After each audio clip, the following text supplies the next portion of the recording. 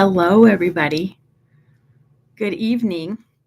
I promised you a puppy update, and I have a helper that's going to help me get the puppies out so you can see them. Let's go. I'm walking to the puppies. Oh, we're going to do it now? So there was a delay, and I was on, but I didn't hear what she said to start. Uh-oh, towels. Uh-oh. Got it. I got it. I'm going to have to turn my camera around. Oof. Can I turn my camera around? There should be a flip for it. I don't know where to do that. I'm just gonna turn my device around. They're outside.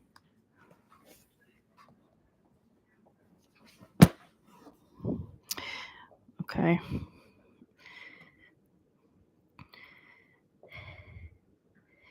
David is drying them off.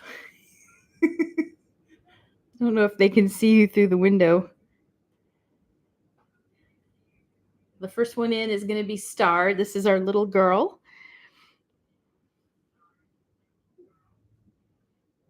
Here we go. They're just destroying our back door with mud.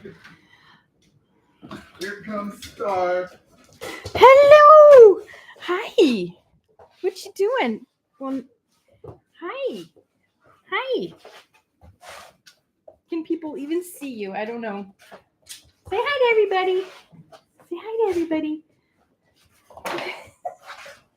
Hi. I don't know if anybody can see her. Hi, cutie. How's my good girl? How's my good girl? Yeah. Ready for him? Yep. And here comes Bear. Go. There he is. Hi, cutie. Hi. Hi. Oh, here we go. Yep.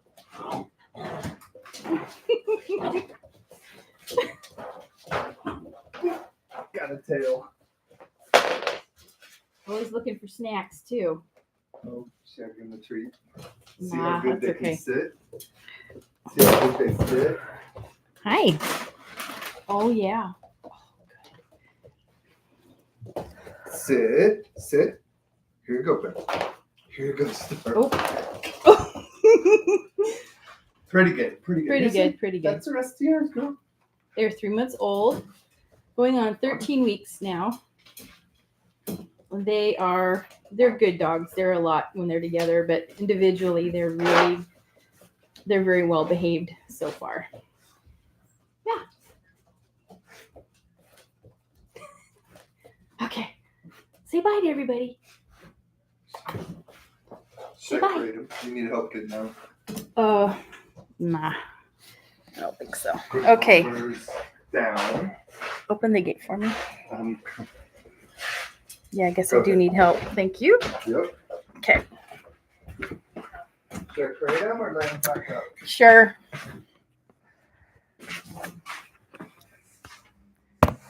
Okay.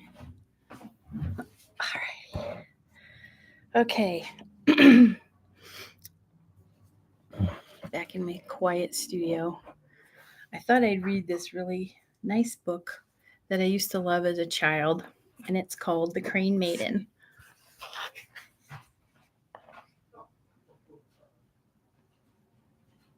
The author is Miyoko Matsutani, and it's illustrated by Shihiro Iwasaki. I've put this in the description below. This was my favorite book as a child. It's probably what inspired me to do watercolor. Look at this watercolor. Use the negative space of the paper to make the bird. My lighting's kind of dark, isn't it? Let's see here. Okay. Oh, that's better. Now you can see it. Ooh, pretty. This book was written in 1968, translated from Tsuru no Ongashi, originally published by Keisaisha in Tokyo, Japan.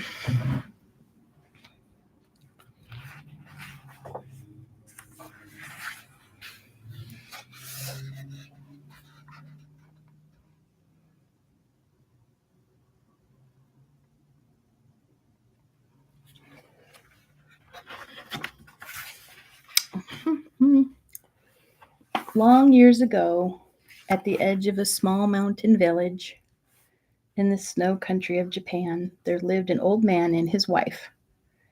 They had little in this world that they could call their own, but they were happy in their life together. Now, one winter morning, the old man set out for the village with a bundle of firewood fastened to his back. It was bitter cold, and he knew he would have little trouble selling the wood. Then, with the money, he would buy some food so that he and his wife could have a good supper.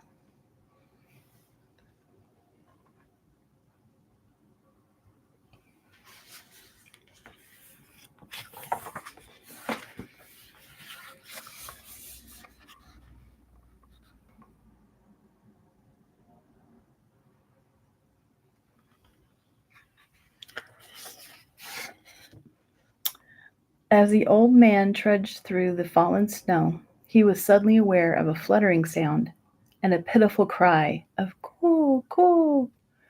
Turning from the path to investigate, he came upon a great crane, frantically trying to free herself from a trap.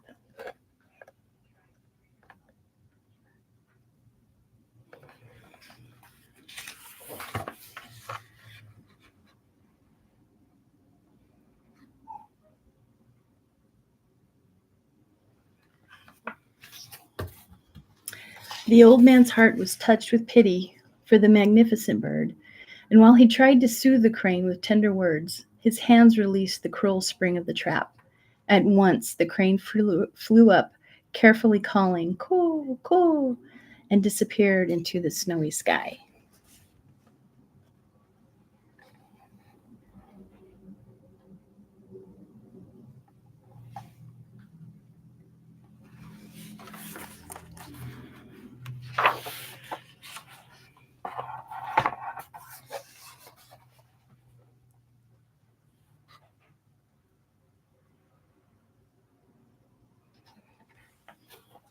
With a lighter step, the old man went on through the snow, and when he had sold his wood, he returned once more to his humble home.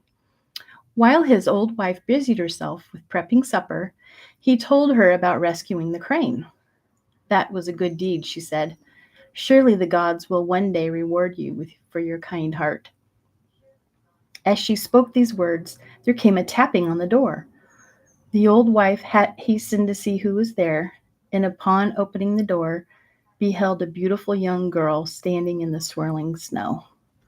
Her delicate face glowed like a peach beginning to ripen in the summer sun, and her dark eyes sparkled in the dancing firelight from the hearth. "Forgive my knocking at your door," she said in a soft voice, "but I have lost my way in the snow. May I share the warmth of your fire tonight?" Then, bowing low before the two old people, she said, "My name is Tsuro-san."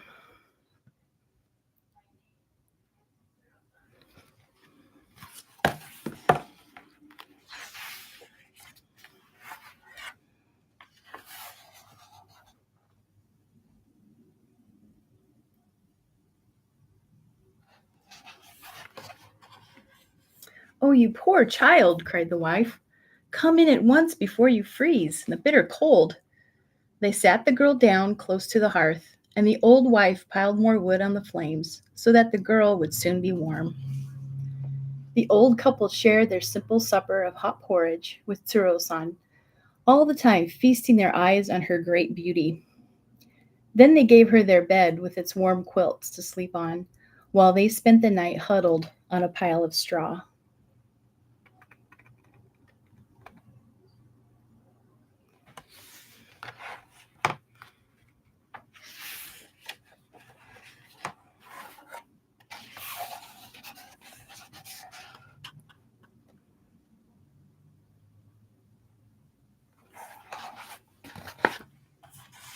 In the morning, when they woke, the old man and his wife were surprised to see a good fire already burning on the hearth. The water urn was filled with fresh, clear water, and the floors had been swept, and all the rooms were clean and tidy. Tsuro-san, the sleeves of her kimono neatly tied back with a red cord, was busily stirring a pot over the fire. "Good morning," she said, bowing to the old couple. "If you will wash your hands, we may eat breakfast, for the porridge is cooked and ready." "In our old age, we have a daughter," said the old man, laughing. "It is the gods smiling on you for your good deed of yesterday," replied his wife happily.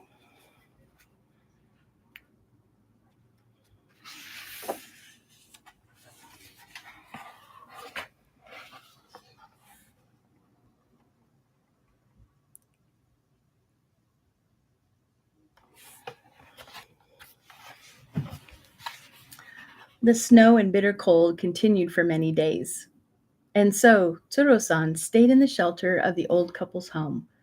As she had neither mother nor father, it was at last decided that she would remain as a daughter to these people.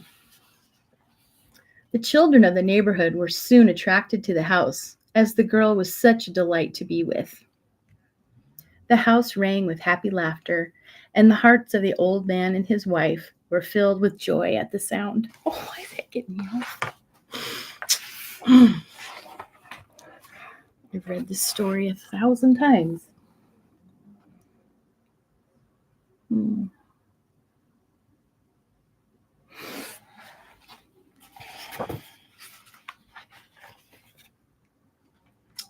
And so the days of early winter passed, and soon it would be time for the great New Year celebration. The old man spoke to his wife, saying, "Tsuro-san has been such a delight to us. If only I could give her a gift of a new kimono. Or if I could make her a rice cake for the new year," his wife added. But, alas, the winter had been hard. The old man had not been able to cut wood to sell, and there was no money to buy even rice, much less a kimono. Now Tsuro-san had overheard them talking, and it grieved her that these good people should be so poor. Coming before them, she bowed low and said, "Dear parents, I know there has been no wood to sell, but perhaps I can help you and repay your great kindness to me. There is an old loom in the back room. I will weave cloth on it for you to sell in the village. Only you must promise that no one shall look at me while I am weaving."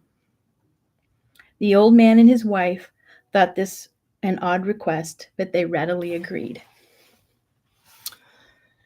Tsuro-san locked herself in the room, and soon they heard the sound of tin kola kola pan pan, tin kola kola pan pan, as the shuttle sped back and forth, and the fabric grew in length.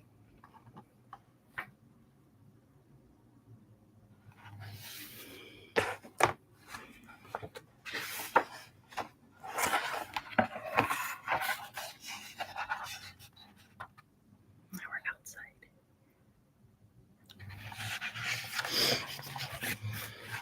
Without wasting a moment, the old man hurried into the center of the village, and when people saw the beautiful cloth he was carrying, a crowd soon gathered. "I will pay 10 gold pieces for your cloth," said one man. "No, no," cried another, "sell it to me for 20 gold pieces." "You would be a fool to sell it for such a price, old man," said another. "This is a bolt of rare twilled brocade. I will pay you 50 gold pieces for it." And so it went, with each man offering more, until the old man finally sold the cloth for 100 pieces of gold.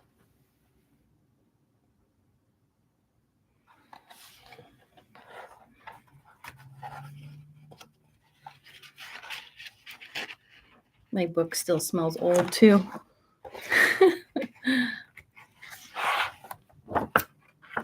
Come on. There we go.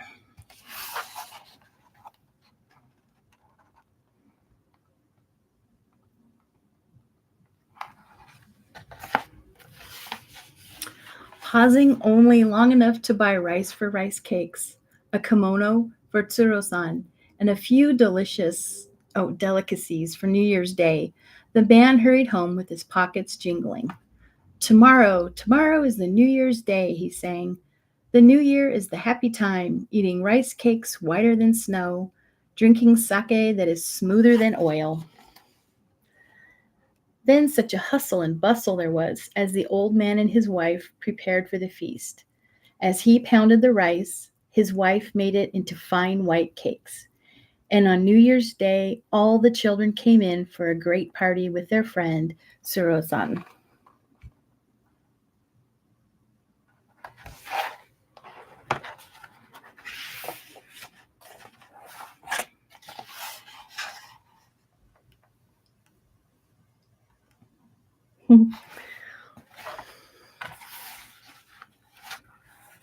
Still, the cold days of winter followed one after the other, until at last, one day, Tsuro-san said to the old couple, "It is time for me to weave another bolt of cloth for you so that it is time for me to weave another bolt of cloth for you so that you will have money to live until the spring returns.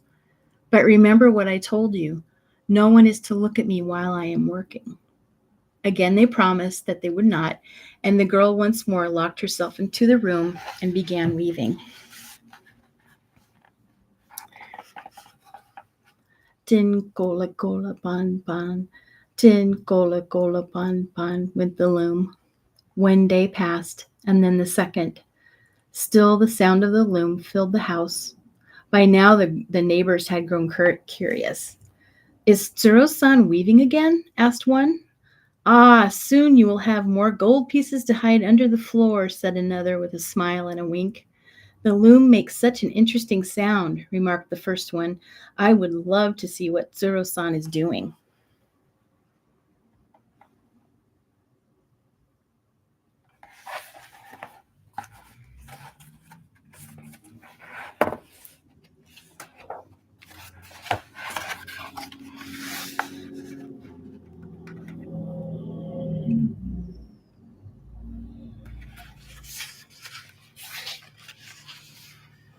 "We have promised not to watch her while she works," said the old man.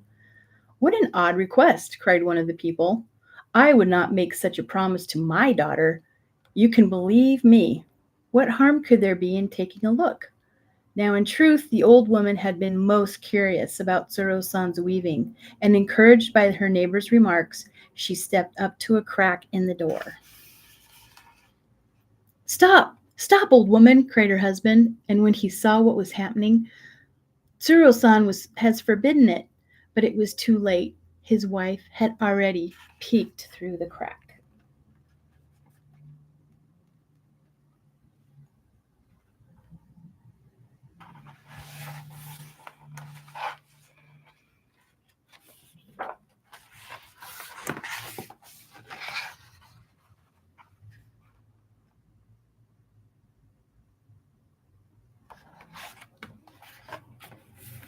What a sight it was that met her eye!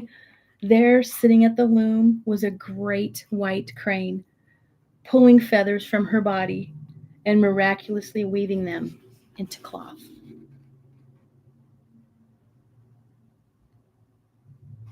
It's gorgeous.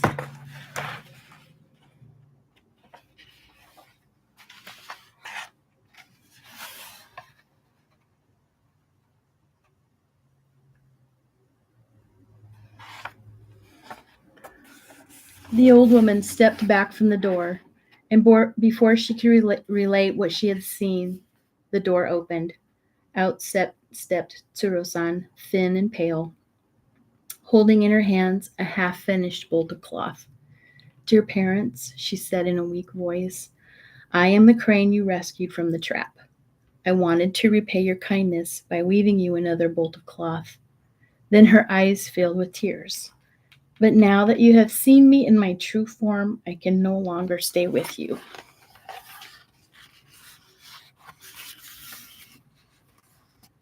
Oops, covering his face.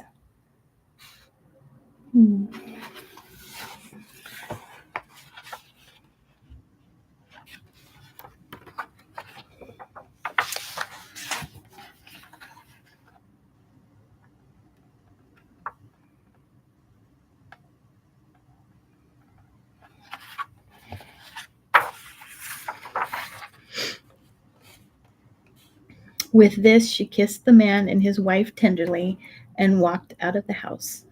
Instantly, she became a crane once more, and with a great wish of her wings, flew up into the sky. Slowly, she circled overhead. Then, with a single cry of "Ko," as if to say goodbye, the crane maiden was gone forever. Oh my God. Isn't that a good story? Here's the back cover. Again, that was The Crane Maiden, written in 1968. Well, I should say published in 1968 by Miyoko Matsutani. And it's in the description of the video. Oh, look at the colors of the cloth right here. And I think the one most beautiful page in here, which I could not stop staring, was the crane, but also, what was it? There was a couple of them I just always stared at for hours. Well, this pretty little girl, and she showed up with her peachy face. Look at that face, she's so pretty. And then she had peach in her clothes. So pretty. On the background. And then, of course, this one. I stared at this one because I just wondered how they made the background with all the colors. And again, the negative space of the bird, just the white of the paper. I just love that. Yeah. So anyway, this is like one of my favorite books ever, like top 10. If I were to think about other books that I read as a kid, Richard Scarry books were always a popular in our house. And I know a lot of kids liked Richard Scarry. Those were fun. Having a little sparkling water.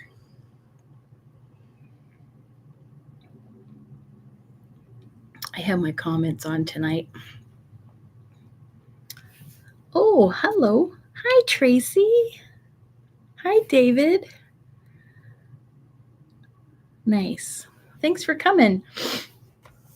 One of the other things I wanted to share with you. Oh, I showed you this last time. If you guys have any questions for my last live and I didn't have my comments on, I was talking about like some of my journaling. I filled in some more of my January days. It's getting full. My niece graduated from King's College on Wednesday, so we are very proud of her for getting her master's degree. I'm horrible. I can't remember what she studies. It's like she does policy, war studies. She studied like world wars and all kinds of conflicts around the world, and she did an internship in Armenia and helped a refugee family that was had to flee their home. So that stuff's happening all over the world. It seems, I don't know, it's worse than it's ever been, but it seems like a lot's going on right now in the world. So I just thought it'd be nice to sit and read you guys a story. And I was looking for a very particular color of pencil. Let me show you. I lost one of my salmon colored pencils a while ago, and this one I found yesterday. My lighting's kind of wild. And it looks pretty good. So I swatched on this new paper. It's 300 pound, which is really hard to find in like sizes like this. So it's thicker. It's really nice, thick paper. There's like only 12 pieces of paper in this pad. Is that my dog? My dog's got me.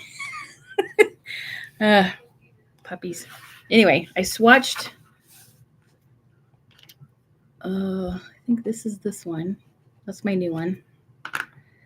Pink was this one. orange is up here. So they're all really similar in color, but that salmon color, I don't know, I just need it. This one, and then this is watercolor paint, my orange one. So I really like this paper.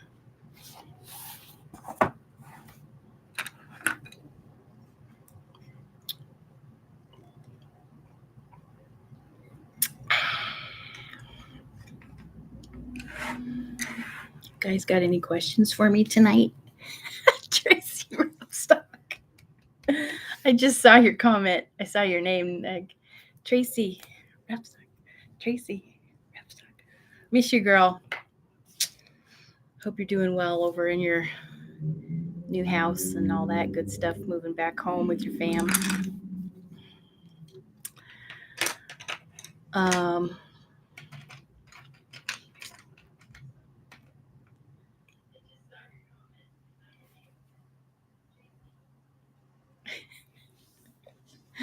I know there's a delay. I can hear myself in the other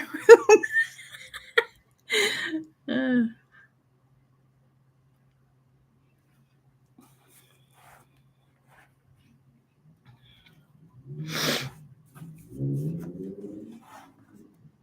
I was really looking at some of my our photos from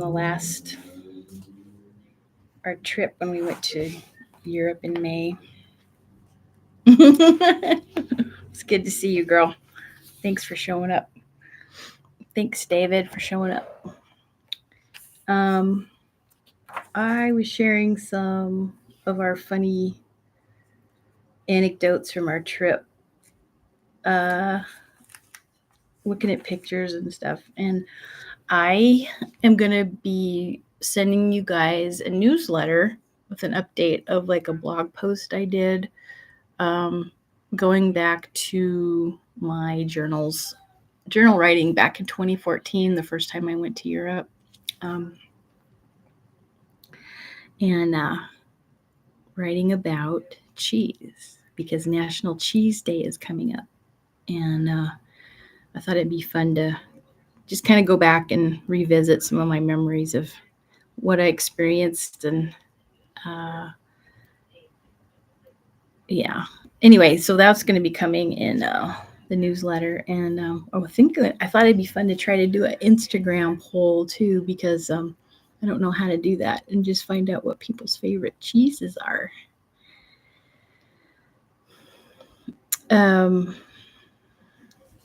You can let me know what your favorite cheese is now if you want.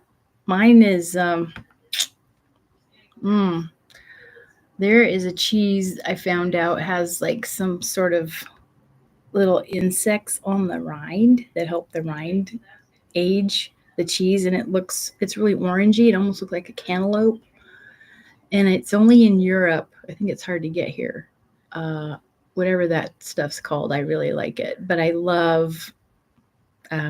like 3 cream cheese, like camembert. I like a good cheddar. I like Swiss. I like a lot of cheeses.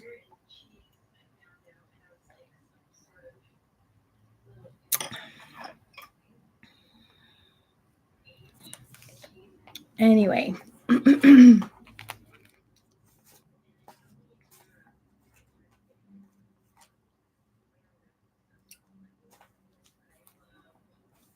Maybe you guys could just watch me as I can't show you as I draw. Maybe I can. Not really. Today's Saturday. Oh, I did this one yesterday for Bear and Star. Bear, I'm trying to figure out how to make that dog. That's too literal, like Star and Bear. You can't tell it's my dogs. Oh, I did this cute little thing. Let me show you. Where is it? Oh my God. It's almost like a little manuscript drawing. So this is me with the dogs. That's the first time I tried painting them. Isn't that cute? And here I am sitting here painting, looking like a medieval scribe. And they love me with their hearts over their heads. Isn't that cute? We had some pretty serious weather last week. This was like the really blustery weather. These two here. Oh, sorry, this one here. Like the wind was blowing and we had really bad ice storms over here and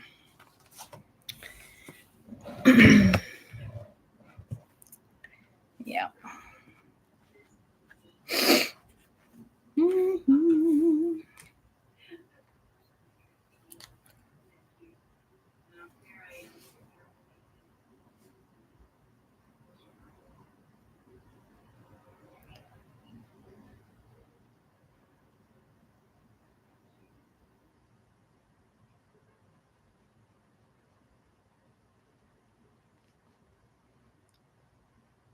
I figured out this funny way to draw flowers.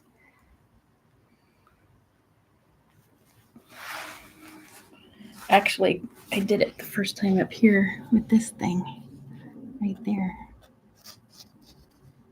I did like a small, where is it?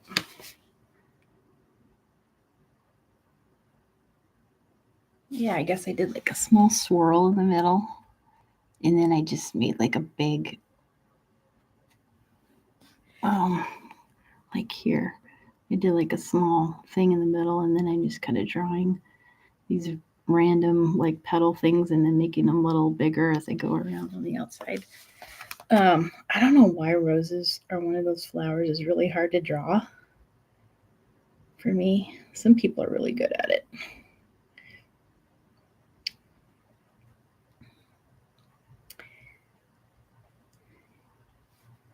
But that shape keeps showing up this month for some reason. It's funny, I did this daily drawing thing a couple years ago, and I would do like there would be weeks I would do like this kind of thing, like real sharp angles and stuff.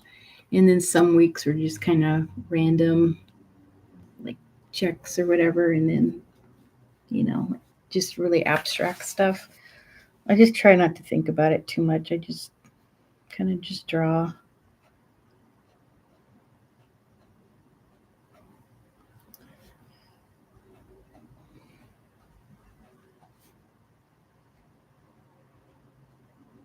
Ooh, that looks cool. I did kind of like a lattice thing. Get little X's on there.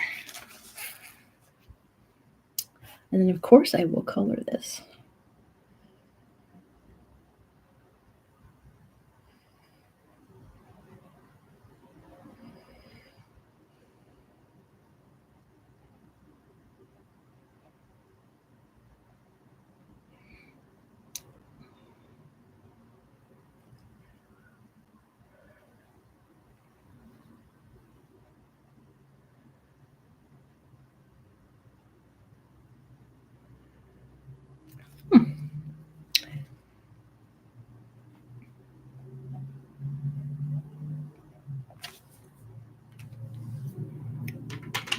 Mm-hmm.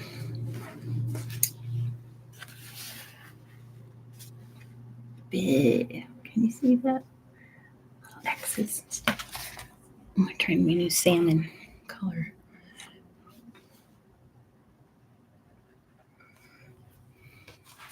I wonder if I could color a camera like this. Oh, that's too hard. I don't think I can do it.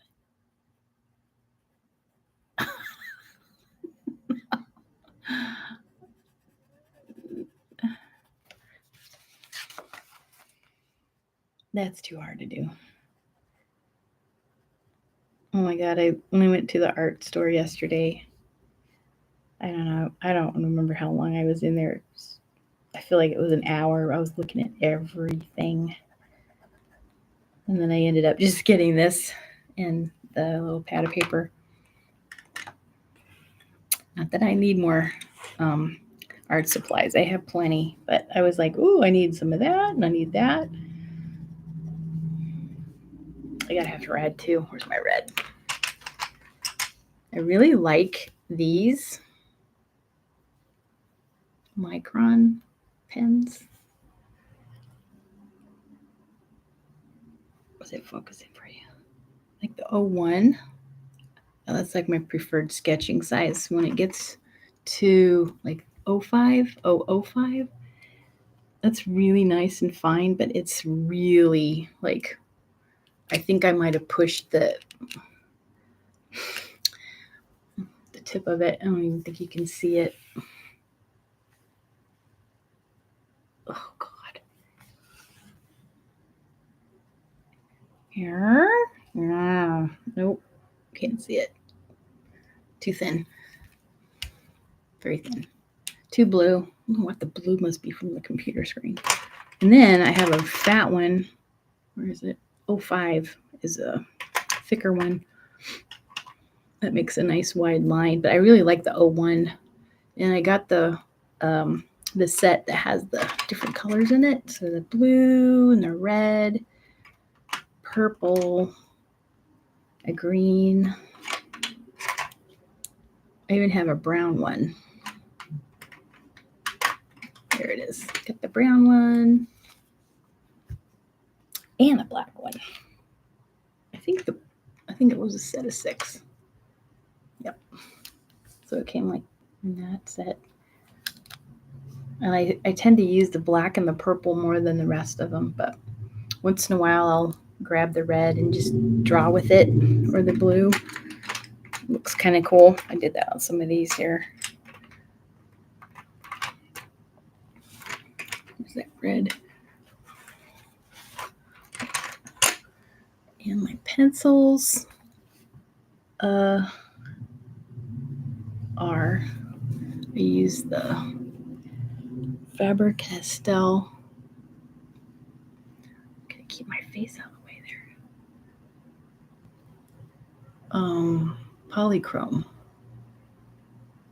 Made in Germany. I really like these. I really like the feel of the tip. I had a set of I forgot which set it was, but they were really waxy, and I don't really like the colored pencils that feel really waxy. It was like almost too slick. Ugh, I don't like what I just did there. Gross.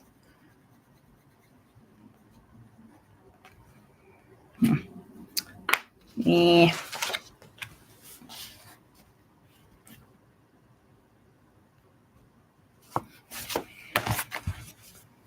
Sometimes I'll do this really quick, and I'll spend like maybe 2 minutes on something, and then some of these other ones I'll take like an hour just goofing around. I may just do some watercolor too. And here's my little watercolor palette. And I just fill it up with tube paint. And I have my orange and my yellow in the same pan. And then this is a really pretty brown, like a reddish brown, and a really deep, like brick red color. And this color, I put in everything. I think this is a Theo Violet.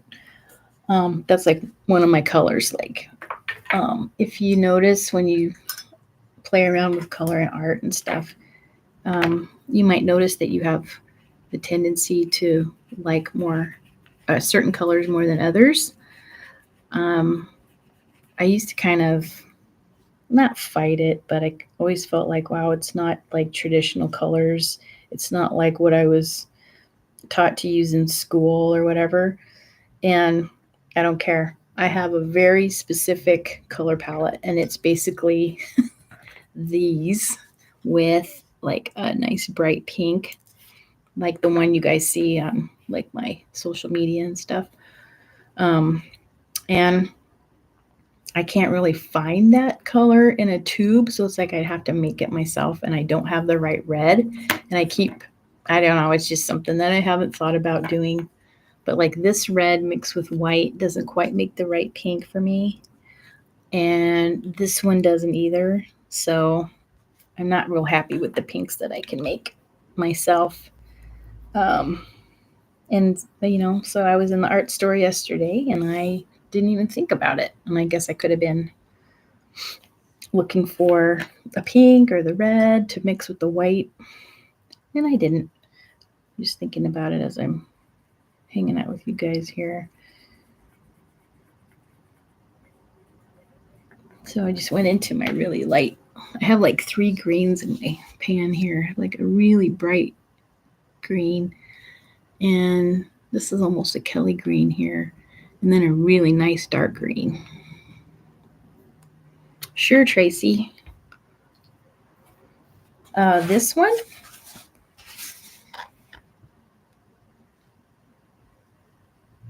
Or was it the pad of paper, the mixed media paper?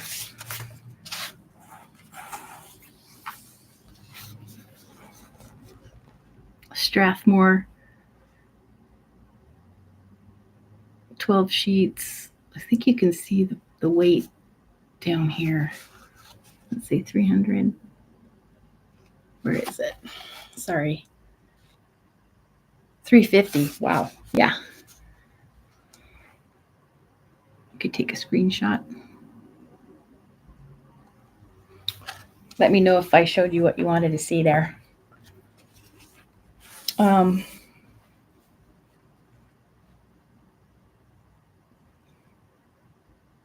know I'm on delay here, so I'll give you a little bit.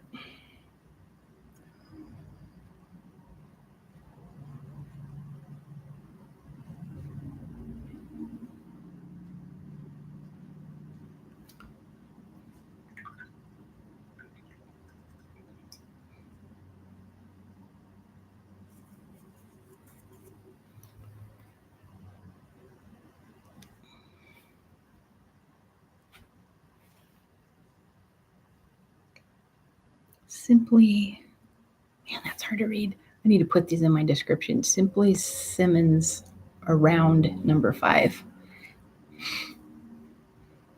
And I love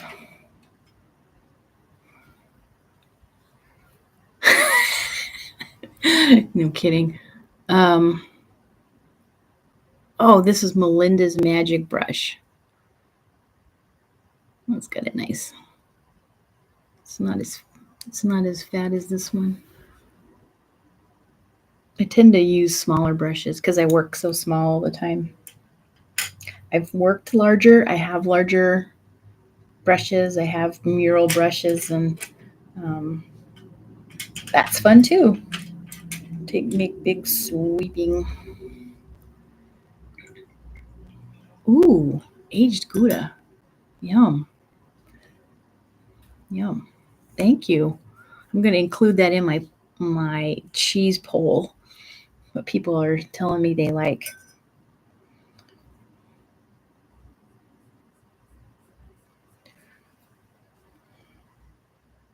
So I kind of went in with the green for this lattice thing that I made with my roses here. Ah, I made a mess. Oh, my paint's gonna run if I tilt it. Hang on a sec.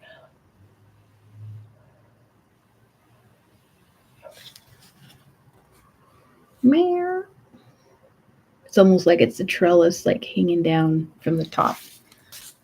That looks cool. I might pick up some of that green though.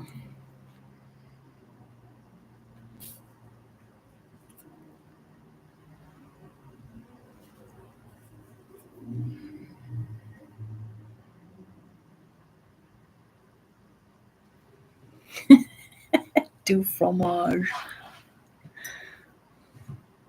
Hi, if you're new, hello, welcome. If you're just joining us, please let me know what your favorite cheese is.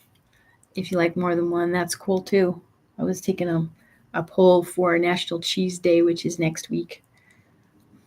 Kind of interested in what kind of cheese people like. Love it. And for those of you who just joined us, I love. See, I don't care. It looks like a cantaloupe, like cantaloupe skin, and it's orange, and it's a semi-hard cheese. You can only get it from Europe, I think. And I like camembert cheese, and I like Swiss cheese, and a good cheddar, like aged cheddar.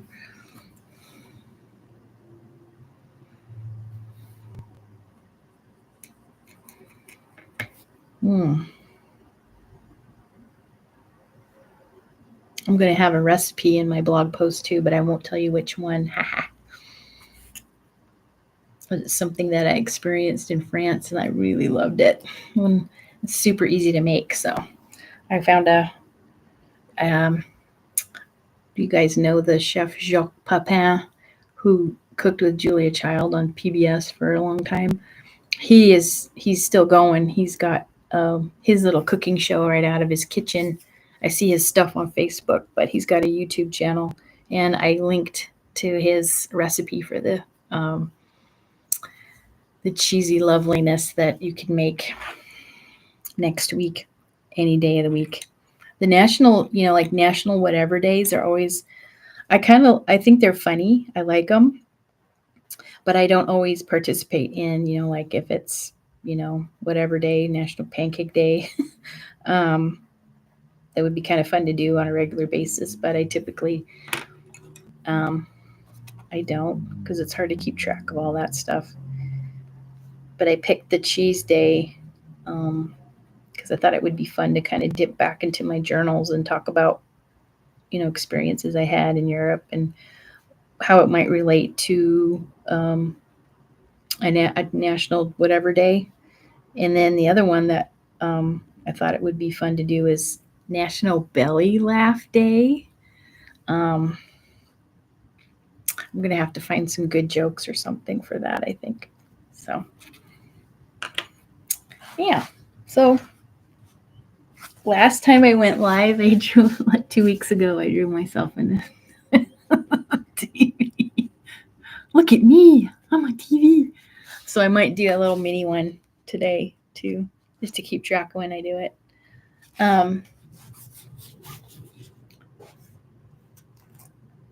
Yeah.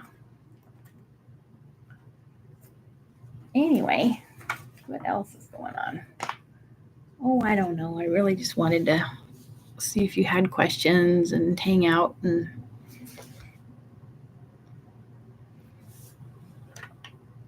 if you guys are doing some creative stuff, let me know. One of my friends, she texted me. She was sad she missed my last live, and she just wanted to, you know, she didn't really have anything she was working on, just to hang out, for company kind of thing. And I feel like that's kind of the intention of this is just to,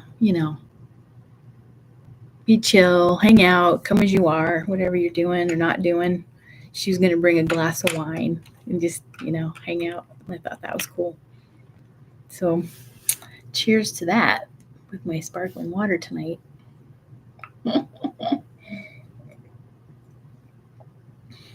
But I'm wanting to do this stuff a little more often, so I think I might just need to schedule it every other week or so, see how it goes. It's fun. I like it. I like you guys showing up. Thank you. Um, hmm.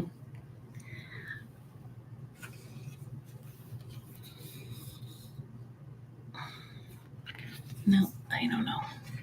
Oh, David did this fun thing. So we, have puppy names, right? Bear and Star. And then all the different languages. Then he looked up what each one is in that language. And I thought that was really clever. That's kind of my thing. Oh, okay.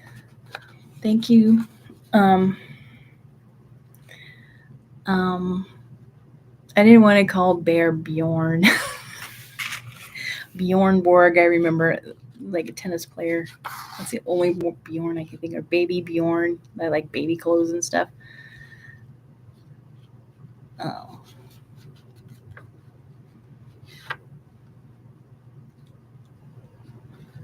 Yeah. Anyway, so in Norwegian, bear is Bjorn, and star is Stjerne. In Gaelic, Irish, spelled like bear. It's probably spelled. It's not spelled. Probably not said that way. Oh, cool, Tracy. Yeah, that's a good size for like tracing stuff. I love it. I want to see what you're up to, girl. Um, Estrella, Rio. Yeah. In French, and étoile is star. In Scottish, I wouldn't know how to say that either. Macho and Ronag. You know what's funny is Spanish is close to, no, it's not. Estrella is Spanish, and then bear is oso. In Swahili, bear is dubu, and in star is Iota. And then in Welsh, bear is Arth, and star is Salmon. And then in Ukrainian, bear is Verdmid, and star is Zerka. Zerka, why is that so familiar? I don't know. Zerka. That's ringing a bell. I'm sure it's some movie I've been watching or some show. Somebody's name. Anyway, yeah, our babies are, we like our fur babies. I know they're not real babies, but they're still puppy babies. They're dog babies. They're good. Good animals. Yep. Um,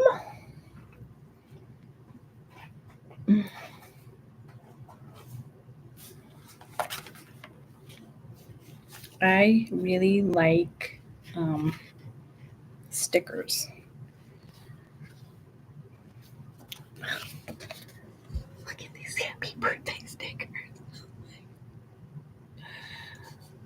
Oh, cupcakes, cake. Look at that. Oh, if I could make stuff like this, I would. I guess I actually could. I'd have to get one of those cricut things. I know it said cricket. I always call it cricut. Cricut? Yeah, pretty.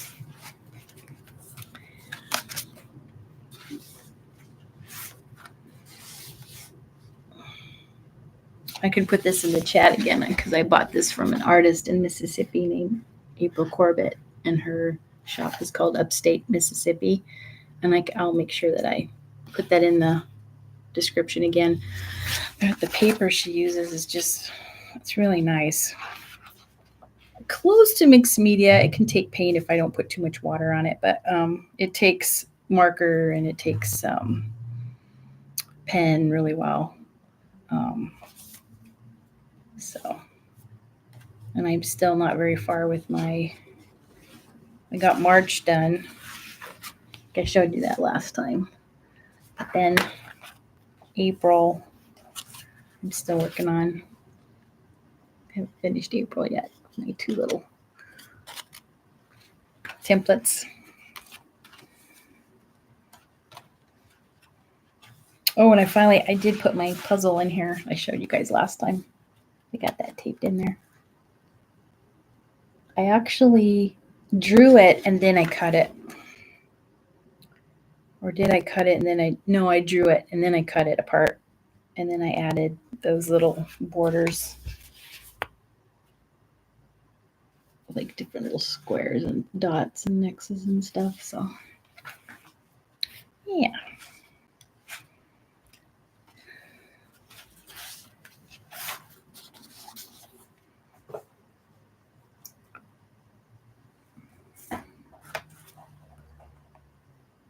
I'm going to try to paint on this.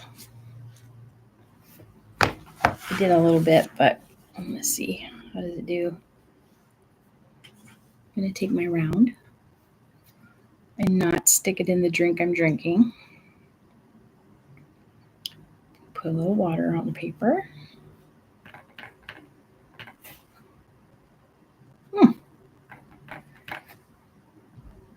Get that red I have is really deep. And I went into my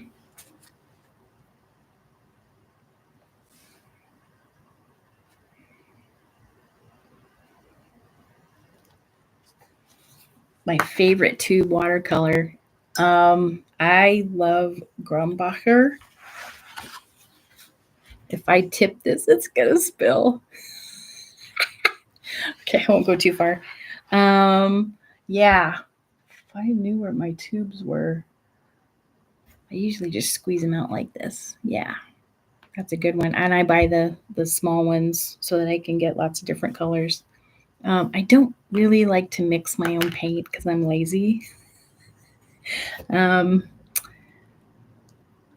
some people are really good at it, and I love watching people mix paint and stuff. But I want to just take it as it is, right out of the tube or the pan.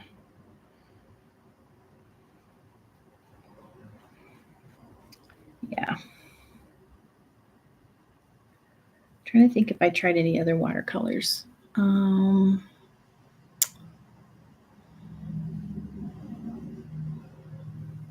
Not Daniel Smith. There's another one I'm thinking of. I don't even. I think I might have one tube or two of Daniel Smith, which I'm not sure if it's just in the Northwest. That might be a national company. I'm not sure.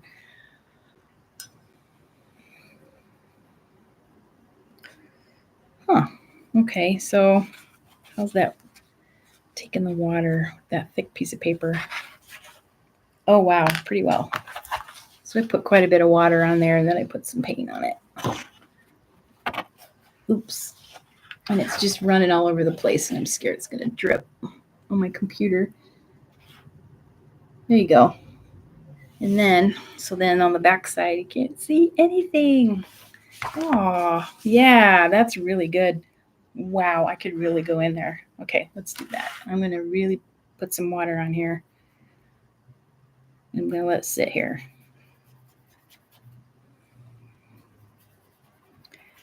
I tend to like the thicker watercolor paper too. I like 300. I think my favorite is the hot press, 300 hot press, because it's a really smooth paper.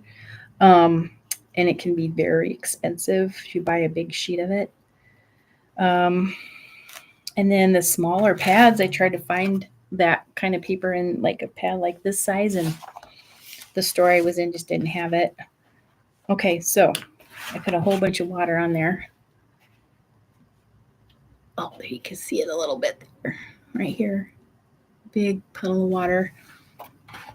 It's soaking in pretty good too. Wow. And nothing's happening. Wow. It's like not even bending the paper. Maybe a little. Let me see a little bit. Cool. Wow. Okay, now watch this. I'm going to go in here before the paint dries with some blue. Let me pick my dark. This is, this blue shade. Oh my God, I think it's cobalt. I have to look at my tubes, guys. And I'm just going to.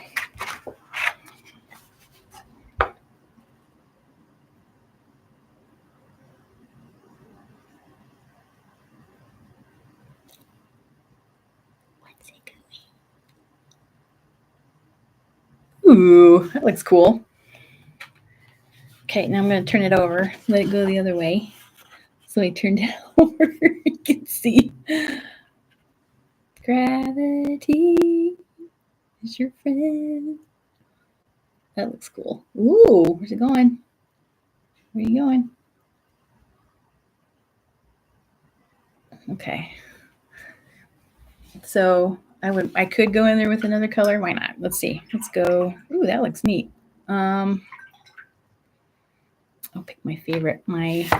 Pick my violet.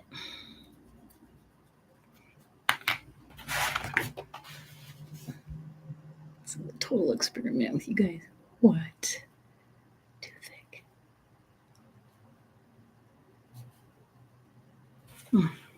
Ooh, that looks neat.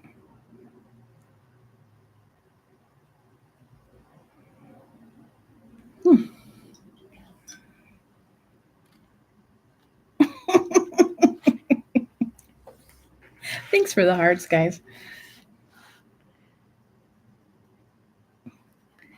And then I'm just kind of going in with it like this. I've never painted like this before. It's me. Okay, more water.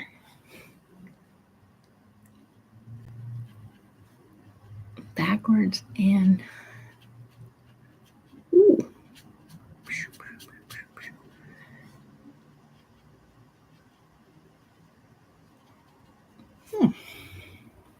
Then I would just let that dry. I can't really see how much water's in there.